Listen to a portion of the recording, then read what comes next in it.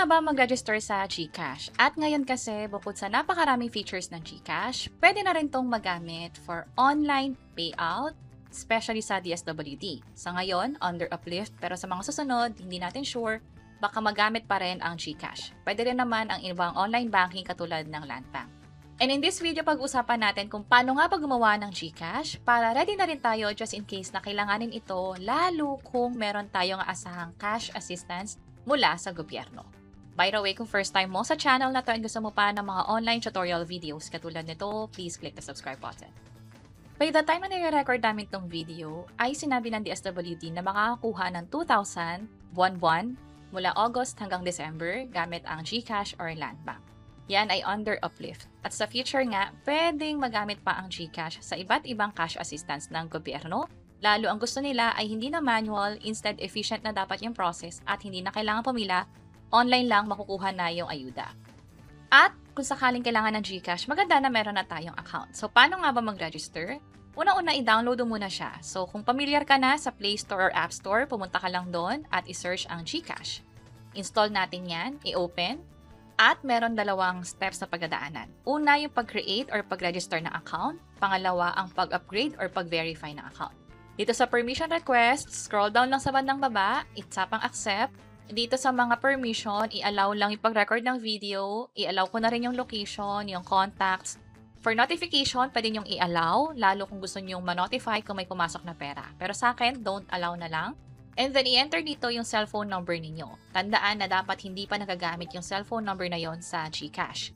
Just in case na nagamit na, pwede nyo namang i-reset na lang yung PIN noon para makapag-login.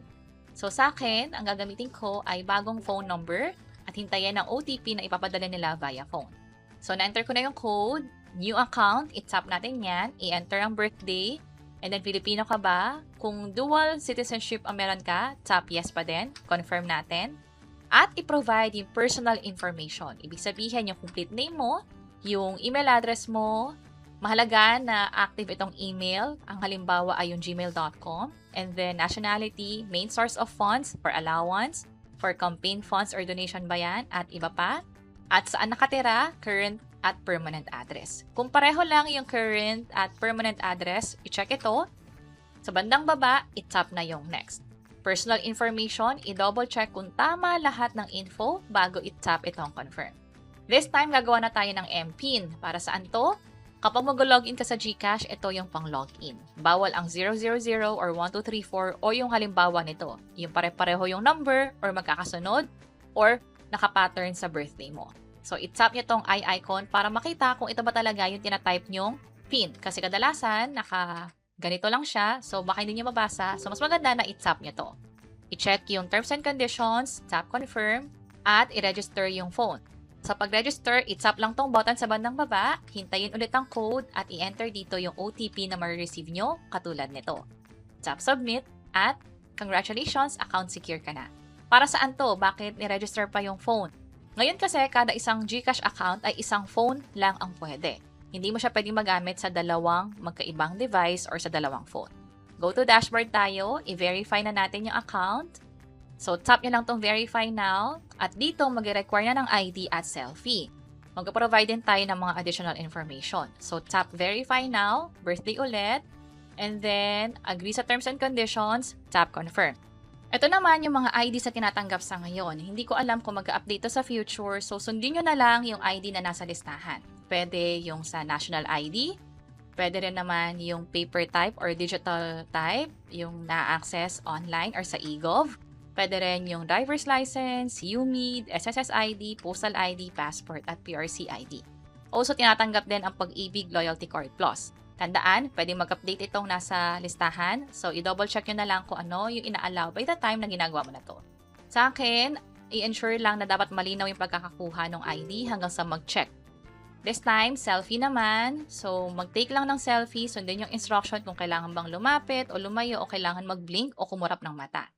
After selfie, kailangan nang i-provide yung other information tungkol sa'yo. Ilagay dito yung ID number, i-check yung complete name mo, contact number, saan pinanganak, yung address ulit, work details, ito yung pagpipilian for employment type, for role, kailangan nyo rin yan i-update, depende na rin sa napili nyong employment type.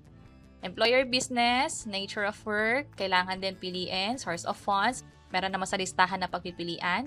Expected monthly transaction, 49,000 and below na lang ipiliin ko. And then, ano yung pinakadahilan kung bakit tayo nag-open or nag-register sa GCash? Pwedeng savings, pwedeng yung bank transfer, o iba pa dito. So, sa akin, savings na lang. Meron din question about PEP. Kung associated ka ba or may kamag-anak ka na PEP. Ibig sabihin, yung taong yon ay nakaupo sa gobyerno or nasa public services siya. Close natin yan. Meron din namang question about beneficial owner. Ibig sabihin, ikaw ba talaga yung pinakagagamit ng account na to na nire-register? So, sa akin, kapag PEP, no. Beneficial ownership, ako yung gagamit, yes. Hindi ko alam kung sa case ninyo ay magpapakita pa rin itong G-Save na option. Ano ibig sabihin nito? Yung G-Save is pwede ka mag-open ng bank account sa GCash. Kung yung GCash mo ay wallet lang siya, hindi insured ng PDIC, pero dito yung pag nag-open ka ng bank account under Uno, CIMB, BPI, o yung iba pang bank na mag-a-appear dito, pwedeng Cebuana, ay kadalasan, lalo yung Uno, CIMB, BPI, ay covered or insured ng PDIC up to 1 million pesos. Legit na bank account ito, so pwede nyo siyang i-open habang nag-register sa GCash.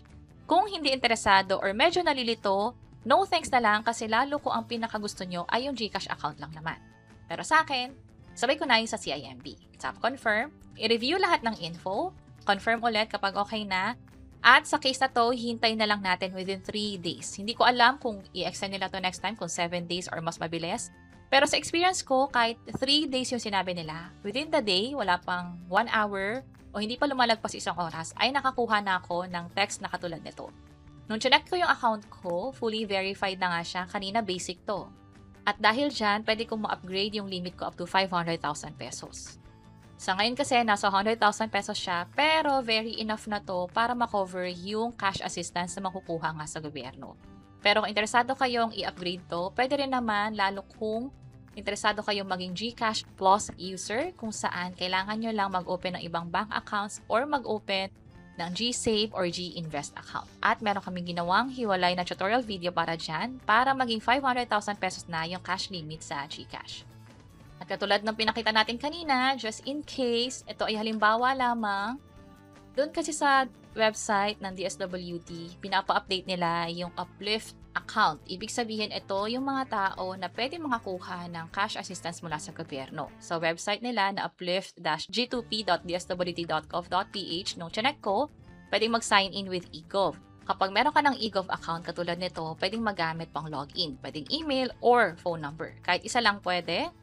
And then continue lang, ilagay ang code na may receive via phone, and yung MPIN na ginagamit for eGov. So, ilagay lang siya dito, sign in, at accept and continue.